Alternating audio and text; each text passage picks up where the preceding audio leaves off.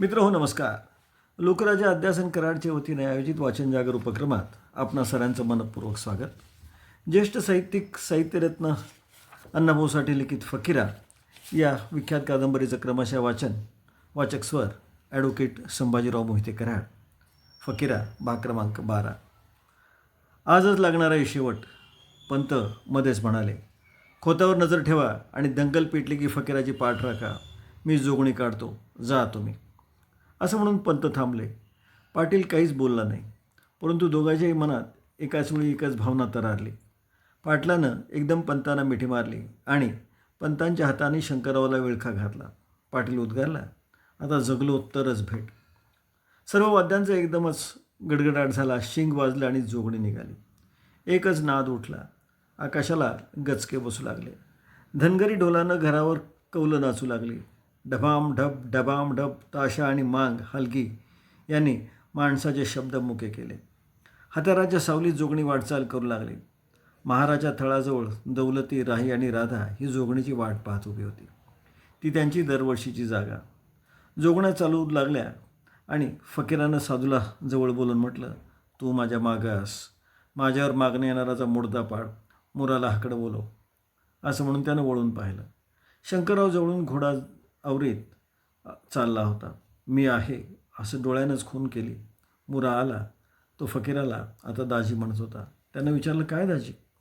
वाई जपून, दगा होणार आहे. गबऱ्यावरून चालता फकीरा वाकून म्हणाला, बरोबरीच्या गाड्यांच्या माना सांभाळा आणि जोगणीवर चाल करा. त्याची झपाट्यात मान उतरा. चिंचणीकर, साजूकर, दोंचीकर ह्यासनी म्हणावं, हटू नका, जा. मुरा गेला. बळीला सांगितलं. एकमेकांना खबर दिली. बळी गर्रकन फिरून फकीराजवळ येऊन टाच वर करून म्हणाला, दाजी, शिगावची किती माणसं असतील? हे ऐकून फकीरा चिडक्या सुरात म्हणाला, किती बी असू दे, 100, 200, 1000. पुढं येणाराचं खांडोळं करा, जा. रामोशासने सांगा. सर्वत्र खबर पोहोचली. किंचित चोरटी हालचाल झाली. रामोशांनी खांद्यावरची घोंगडी रिकाम्या माणसांजवळ देऊन ते सरळ झाले. जोगणीजवळ असलेली पोरं नाहीशी झाली. ज्या बाजूला मोकळीक असेल त्याच बाजूला फकीराचा गबऱ्या वळत होता आणि जिकडे फकीरा तिकडे साधू जात होता. त्या दोघांच्या पिछाडीवर शंकरराव आपला घोडा सावधपणे चालला होता. पुढे भैरुनी सावळा, शिवाय पंतांचा घोडा होता. वातावरण तापलं. झटापट क्षणोक्षणी जवळ येऊ लागली. फकीराची पापणी हालीनाशी झाली. जोगणी थळात आली. दौलतीनं नमस्कार करून मिशीला स्पर्श केला. राहीबाईच्या डोळ्यापुढं राणोजी उभा राहिला.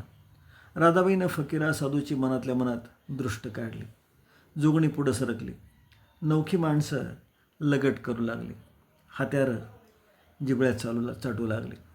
जोगणी महारवाड्याच्या वाळवंटात आली आणि एकदम गाढ मार्गानं मांगाच्या चिंचेखालून सरळ आपला घोडा फिरळ फेकीत बापू खोत पुढं आला.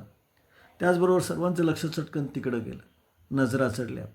पहाऱ्याची पकड सैल झाली आणि जोगणीभोवती एकच मुरकंड पडली. लगेच रामोशी परत फिरले. मांग उलटले. तलवारी चालू लागल्या. माणसं तुटून पडू लागली. सावळा, मुरा, बळी, निळू, भिवा, ईश्वरा रक्तबंबाळ झाले. भैरूनं डोळं झाकून कुऱ्हाड चालू केली. परंतु फकीरा जागचा हल्ला नाही. तो खोतावर घारीसारखी नजर ठेवून होता. दंगल शिगेला पोचली. कोणीतरी ओरडलं. जोगणी गेली. एक इसम गर्दीतून बाजूला निघाला आणि तो धावत बापू खोत्याकडे वळला. फकीरानं गबळ्याला हळूच टाच मारली. फकीरानं जागा सोडताच साधूही धावला. शंकरराव डोकं शांत ठेवून पाहत होता. फकीरा काय करणार याचं त्याला कोडं पडलं होतं. गर्दीतून धावत गेल्या माणसानं जोगणीची वाटी खोताच्या हवाली केली आणि खोतानं आपला घोडा उलटा फिरवला आणि फकीराचा गबऱ्या भरारला. जोगणीजवळची दंगल मांग रामोशांनी थंड पाडली आणि ते पाहू लागले. तेव्हा फकीरा बापू खोताच्या मागं जाऊन बिलगला होता. सलग काळ्या वावरात हजारो लोकांच्या डोळ्यासमोर ती 2 कारवानी खोडी पळत होती. अखेर जोगणी गेली म्हणून सर्वांनी निश्वास कोंडून टाकले. पळत पळत फकीरानं आपला गबऱ्या खोताच्या डावीकडे वळवला आणि उजव्या हातानं डावीकडे वार करणं त्याला कठीण करून टाकलं. तरीही चिडक्या खोतानं तलवार उगरली.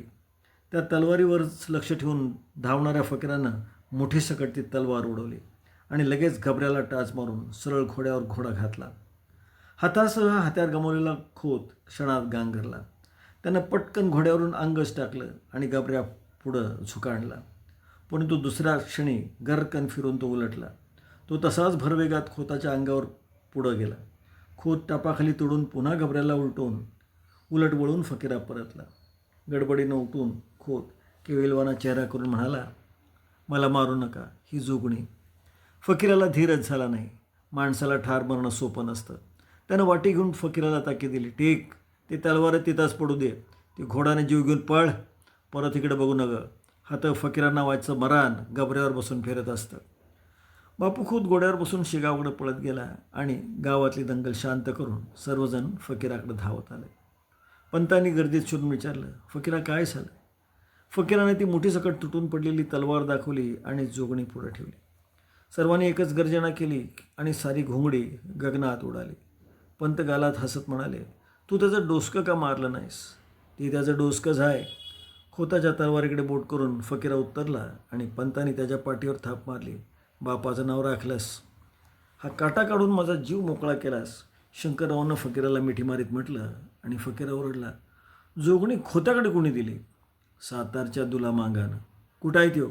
चावडीत. चला. पंत म्हणाले, जोगणी पुढं चालू द्या. खोताच्या हाताची मूठ आणि तलवार चावडीत रवाना करून पाटलानं पुन्हा जोगण्या चालू केल्या. पांगापांग झालेली माणसं पुन्हा आली. दौलती, राईबाई, राधा यांनी फकीराला मिठ्या मारल्या. राधानं फकीराचा घाम पुसण्यासाठी पदर ओढला आणि त्याच्या कपाळाकडे पाहिलं. तोच तिला त्या एका दिवसाची आठवण झाली. लहानपणी फकीरा व साधू बापाला नैवेद्य दाखवायला गेले होते. तेव्हा पाया पडताना त्यांच्या कपाळाला माती लागली होती. ती माती पुसून निघेल असं वाटून तिनं हात आवरला होता आणि स्वतःचे आसू पुसले होते. लोकांनी जखमा बांधून जोगण्या फिरवल्या. जोगणी विसर्जन करून आणि पंत आणि पाटील चावडीत आले. तिथं दुलारी मांगाला बांधून सावळा आणि भैरू पहारा करीत बसले होते. रात्री त्याची चौकशी झाली. त्यानं डोसकं मारण्याच्या भीतीनं सारं सांगून टाकलं. दुलारी हा साताऱ्याच्या सरकारी नोकरीत होता. तो गुन्हेगारांच्या खबरी पोलिसांना देऊन बराच हुद्द्यावर चढला होता. साताऱ्यात सरकारी अंमलदारांनी त्याची व खोताची भेट करून दिली होती. पुढं त्या दोघांची मैत्री होऊन मित्राच्या मदतीला तो आज आला होता. इथं तो रावसाहेबाच्या वाड्यात 2 दिवस पाटील म्हणूनच राहत होता. त्यानंच गावात दंगल करायचे सर्व डावपेच रावसाहेबाच्या वाड्यात बसून आखले होते आणि रावसाहेबांना ते माहीत होतं. ही सारी हकीकत ऐकून पंतांचं आणि शंकररावांचं डोकं सुन्न झालं. रावसाहेब खोताला सामील आहे हे कळताच साप आपल्या उशाखाली आहे असं शंकररावाला वाटलं. परंतु त्या संकटाची तोंड ओळख झाल्यानं त्याला आनंदही झाला. दुलारी सरकारी माणूस आहे हे लक्षात घेऊन त्याला पंतांनी ताकीद दिली. तू सरकारी चाकर असून ह्या झगड्यात पडू नये. तो पडलास. सरकारी नोकर म्हणून आम्ही तुला एक वेळ क्षमा करून सोडत आहोत. तुझ्या आत्ताच्या आत्ता निघून जा. पण मला मांग रामोशी जाऊ देणार नाही ती, दुलारी रडत म्हणाला. ठीक आहे, आम्ही तुझ्यावर माणूस देऊ असं म्हणून पंतांनी भैरूला सांगितलं. भैरू याला शिगावला पोचव. आणि भैरू आपणाला पोचवणार हे ऐकून दुलारी अधिकच रडू लागला. तो म्हणाला, ह्यो मला शिगावऐवजी सरगाला पोचवेल. हे जोगणी प्रकरण भलतंच दणा आणलं. जत्रेला आलेली हजारो माणसं जाताना फकीराची तारीफ करत परतली. फुलातला मध मधमाशांनी पळवावा तद्वत माणसांनी फकीराची कीर्ती गावोगाव पोचवली. जो तो म्हणू लागला, फकीरा जबरा माणूस. त्यानं खोताला चित केलं. मोठी सकट तलवार मारून त्या विचवाची नांगीच मारली. खोत निकामी केला. फकीराच्या त्या दिवशीच्या वर्तनावर गाव बेहद्द खुश झाला. फकीरानं आपल्या पराक्रमाला घोडदौडीनं प्रारंभ केला. दौलती, राही, राधा यांच्यापेक्षा सावळा आणि भैरू यांना आनंद झाला. ते आपल्या जखमा विसरले. कर्तबगार माणसाची कीर्ती दिगंतरात जाते. ते ऐकून इतरांना क्षणभर आश्चर्य वाटतं, पण त्या कीर्तीच्या पाठीशी असलेला त्याग आणि झीज याकडे त्यांचं लक्ष नसतं. सकाळी सावळा बेळगावला निघाला. जाताना तो प्रथम फकीराकडे आला. त्यानं फकीराला मिठी मारली. त्याचे डोळे भरून आले आणि तो मोठ्यानं हसू लागला. त्याचं ते हसणं पाहून फकीरा गोंधळून गेला. दौलती, राही, राधा, साधू यांनाही नवल वाटलं. का हसतोस गा? फकीरानं विचारलं. सावळा म्हणाला, मला जुनी याद आली. तुम्ही लष्कर बघायला गेला आणि मी दौलाबाबर भांडलो. त्यानं मला त्याची आज याद आली असं म्हणून तो पुन्हा गंभीर झाला. त्यानं भुवया चढवल्या, नाक फेंदारलं आणि तो म्हणाला, काल नाव गाजवलंस, माझ्या मनाजोगं झालं. शेणातला किडा शेणात राहत नाही. आता केव्हा येणार? फकीरानं विचारलं. ते मी कसं सांगू? सावळा लाचार सुरात म्हणाला, जरी एखादा खून केला असता तरी बरं झालं असतं. काळं पाणी भुगून आलो असतो, पण या काळ्या पानापणास वंगाळ कायदा माझ्या मागे लागला. काही खटपट होणार का नाही? फकीरा बोलला. कोण करणार? सावळा चिडला आणि म्हणाला, आम्ही मुकी माणसं, त्यात कानफाटी. आमचं कानावर कोण घेणार? पंतासनी नाही का सांगायचं? काय सांगू? तिसनी नाही का दिसत? बरं मी बोलतो एकदा. बोल काहीतरी. सावळा दुखावल्यासारखा बोलू लागला. 8-9 वर्ष काढली, लई वंगाळ काढली. वतनदार असून वनवासी झालं. तो बोलता बोलता थांबला. त्याचा गळा दाटून आला आणि फकीरा म्हणाला, आता काय? आता गाव सोडून ये असं वाटते. हे ऐकून फकीरा खिन्न झाला. त्याच्या काळजाला चिमटा बसला. तो हुकमी आवाजात म्हणाला, तू आता जा. मी गप्प बसणार नाही आणि पंतासने मी बसू देणार नाही. हो हो, सावळा एकदम हसरा चेहरा करीत म्हणाला, परमुलखात मला मुरू देऊ नका. माझे हाडं ही तर माझ्या पांढरीत पडावे. माझ्या मड्याला साऱ्यांचा हात लागावा. मी तिकडं कुत्र्याच्या मोतीनं मरू नये बघा असं वाटतं. फकीराच्या वर्मी बाण लागला. तो संतापून म्हणाला, मग तू जाऊच नका, येऊ दे. नका. मध्येच सावळा म्हणाला, मला गावानं जायला सांगितलं आहे म्हणून मी गेलो. गावाच्या मनाविरुद्ध असं वागून कसं चालेल? बरं तर मग जा.